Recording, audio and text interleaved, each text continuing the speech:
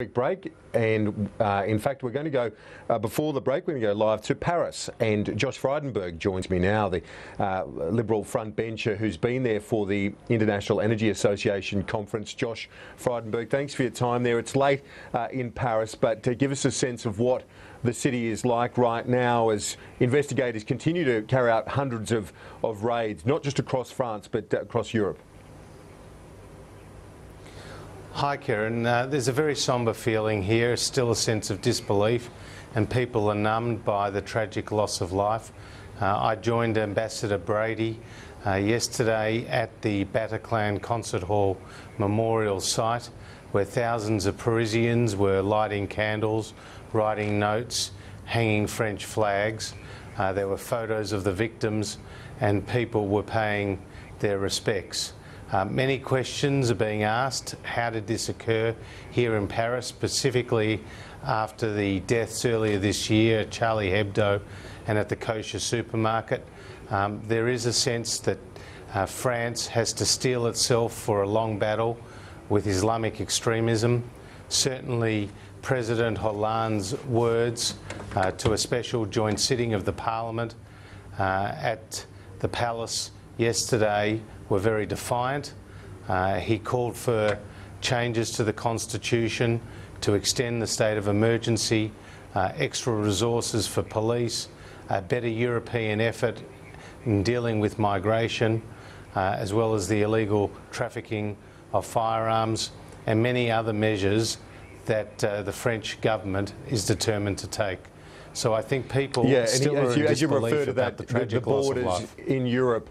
But in terms of the comments relating to the issue of the open borders in Europe, it's central to the European project, as you know, to have those open borders. How can they be more vigilant in that regard? Is that possible? Or is that an impossible achievement right now, given the nature of modern Europe?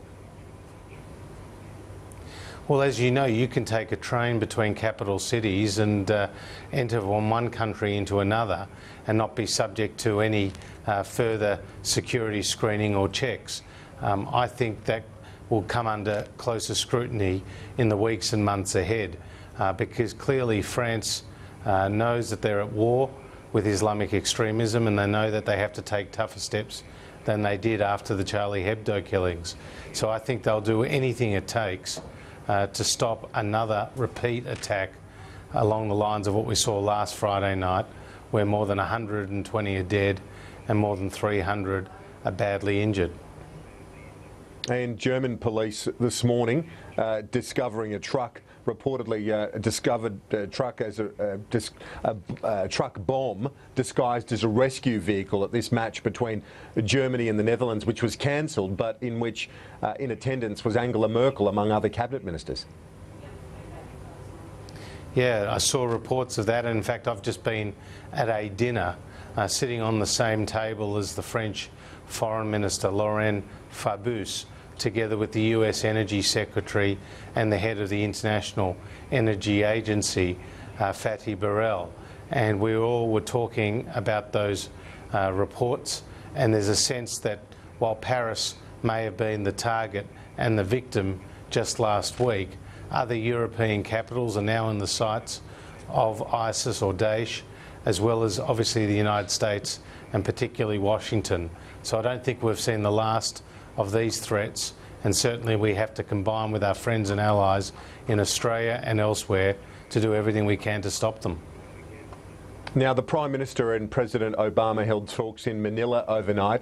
They're both saying we need to ramp up pressure on IS, but ruling out boots on the ground. The former Prime Minister, Tony Abbott, was making the case for boots on the ground just yesterday. So there is a clear difference of opinion between the current leadership and the former. Well, as you know, and as Julie Bishop has made very clear, Australia is already committed in Syria and Iraq. We have more than 700 personnel already deployed, 300 of whom are in Iraq, training the military forces there, and the others participating in the Air Force campaign. So Australia has made a significant commitment.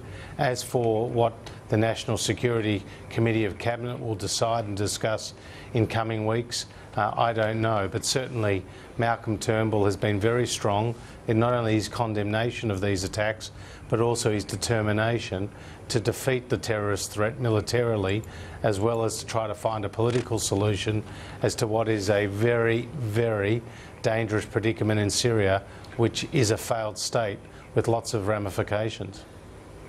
Well, you've mentioned that you've had discussions with the French Foreign Minister. What are you picking up in terms of their ongoing plans when it comes to IS in the wake of 2 days of sustained bombing against IS targets? I didn't have a lengthy discussion with the Foreign Minister. He was sitting at the same table. He spoke to our group. I met last night over dinner with Ségolène Royal, who's the Minister for Energy, my counterpart here in France, and we discussed the attacks that were taking place.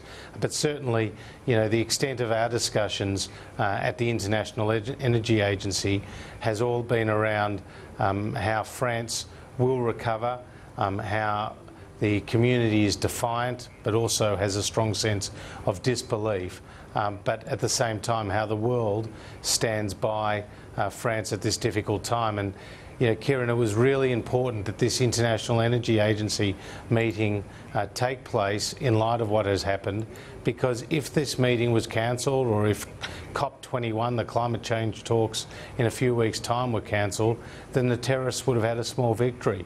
And nobody represented here at ministerial level wanted to give the terrorists one victory, let alone many. Indeed. Josh Frydenberg, Minister for Resources and Northern Australia, thank you for joining us live from Paris this morning. Appreciate it. No problems, Kieran. All the very best.